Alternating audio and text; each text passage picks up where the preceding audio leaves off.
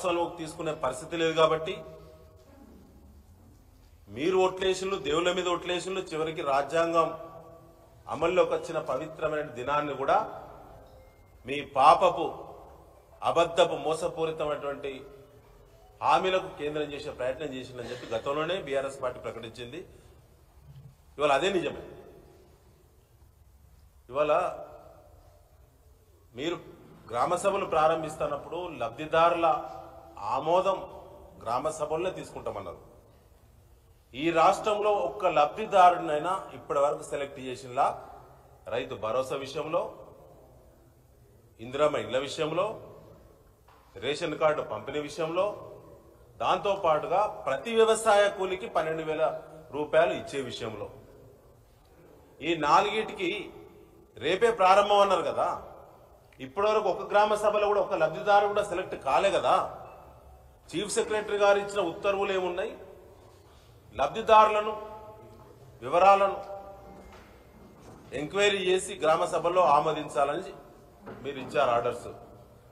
రేపు 26వ తేదీ ఈ రాష్ట్రంలో ఏ జిల్లాలో, ఏ గ్రామంలో, ఏ పథకంలో ఏ లబ్ధిదారుడు ఇప్పటి వరకు గ్రామ సభ ఆమోదం పొందిండు? ఇది మోసం కాదా? కేవలం స్థానిక సంస్థల ఎన్నికల హడావుడిలోనే మీరు చేసే డ్రామా అని చెప్పి ప్రజలందరికీ గ్రామాల్లో అర్థమైంది. ఇవాళ మీకు ముఖం లేదు. ఇవాళ ఎంతమంది మంత్రులు ఎన్ని గ్రామ సభల్లో పాల్గొన్నారు చెప్పండి, వివరాలు ప్రకటించండి. జిల్లాల కలెక్టర్లు ప్రకటించాలి. ఎంతమంది అధికార పార్టీ శాసనసభ్యులు వారి నియోజకవర్గాల గ్రామ సభలో, వార్డు సభలో ఎన్ని జరిగినాయి, ఎన్ని అటెండ్ అయ్యిండ్రు? ధైర్యం ఉన్నదా? ఎక్కడన్నా అటెండ్ అయితే మొన్న మా నల్లబెల్లి గ్రామం నా ఊరికి వస్తే 200 మంది పోలీసులు, ఊరంతా, ఊరు చుట్టూ 8 రోడ్లు ఉంటే 8 రోడ్ల బారికేడింగ్, సెక్యూరిటీ, జేబులు చెక్ చేసుడు, ఊళ్ళో ఎవరు రాకుండా. అధికార పార్టీ ఎమ్మెల్యే ఏ గ్రామ సభ పోయినా 100-200 మంది పోలీసులు లేకుండా ఇలా వరంగల్ జిల్లాలో ఎక్కడ గ్రామ సభలు జరగలేదు. పోలీసుల అరాచకం పెరిగింది. సామాన్య మహిళలకు రక్షణ లేదు. నర్సంపేటలో మొన్న జరిగిన ఘటన సిగ్గుచేటు.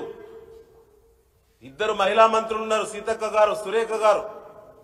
ఒక మహిళను, మాజీ కౌన్సిలర్ గారిని రౌడీ షీటర్లు, మీ పార్టీ జిల్లా నాయకులు, మీ ఎమ్మెల్యే ప్రధాన అనుచరులు, మీ ఎమ్మెల్యే చేసేటువంటి అధికార పార్టీ ఎమ్మెల్యే చేసే కాంట్రాక్టు పనులను పర్యవేక్షించే వాళ్ళు అంత దుర్మార్గంగా నడి రోడ్డు మీద పోలీస్ స్టేషన్ ఎదురుగా 45 నిమిషాల పాటు కుటుంబాన్ని చిత్రహింసలు పెట్టి కొడితే ఇప్పటి వరకు ఒక్క పోలీస్ అధికారి అక్కడికి చేరలేదు.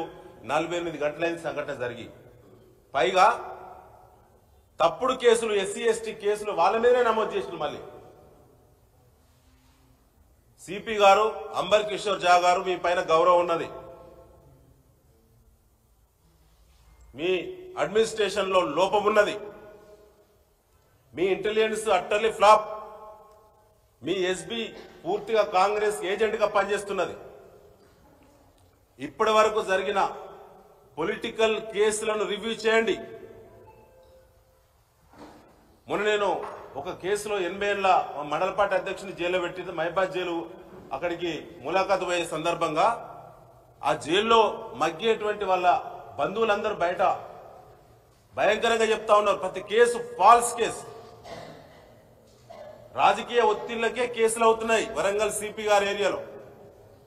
రివ్యూ చేయండి. ఎందుకంటే ఎమ్మెల్యేలకు AK-47 ఇచ్చారు. ఎమ్మెల్యేలకు AK-47 2+2 ఎట్లిచ్చారు? ఎంతమందికి ఇచ్చారు? AK-47 వెపన్ ఎప్పుడు వాడాలి? అందరు ఎమ్మెల్యేలు టార్గెట్ ఉంటే పర్వాలేదు, మీ రివ్యూ కమిటీకి అధికారం ఉన్నది. మాకు తెలుసు చట్టాల మీద. మాకు 28 ఏళ్ల కింద నుంచి మాకు కూడా గన్మెన్లు, మాకు కూడా చట్టాలు తెలుసు. అందరు ఎమ్మెల్యేలకు AK-47 2+2 ఉన్న వాళ్ళకి ఏ విధంగా మీరు ఇవ్వడం జరిగింది? మీ SRC కమిటీ ఆమోదం ఉన్నదా? AK-47 పెట్టుకొని ఎమ్మెల్యేలు సామాన్య ప్రజల చుట్టూ తిరిగితే ఆ వెపన్ ఎక్కడ ఉండాలి? ప్రజాక్షేత్రంలో ఎక్కడ పడితే అక్కడ వాడచ్చా? ప్రకటన చేయాలి బహిరంగంగా. ఇలా AK-47 పెట్టుకొని గ్రామ సభల్లో అధికార పార్టీ ఎమ్మెల్యేలు వరంగల్ పాత జిల్లా మొత్తం 10 వాహనాలు పెట్టుకొని నాన్ లోకల్ పీపుల్ గుండాలను రౌడీ షీటర్లను పట్టుకొచ్చి గ్రామాల్లో గ్రామ సభల్లో అగత్యాలు చేస్తా ఉన్నారు, అరాచకాలు చేస్తా ఉన్నారు, సెటిల్మెంట్లు చేస్తా ఉన్నారు. ప్రైవేట్ కబ్జాలు అయిపోయినాయి, కాలేజీల కబ్జాలు వెంటబడుతున్నారు మీరు అధికార పార్టీ వాళ్ళు. దానికి AK-47 ఇస్తావా? వెంటనే రివ్యూ జరగాలి. టార్గెట్ ఉంటే మేము గౌరవిస్తాం. మాకు తెలుసు టార్గెట్ ఏంటిదన్నది. X గురించి తెలుసు, X2 గురించి తెలుసు, Y గురించి తెలుసు, Z గురించి తెలుసు. 4 కేటగిరీలో ఎవరెవరికి ఎలాంటి వెపన్ ఇయ్యాలే మాకు తెలుసు.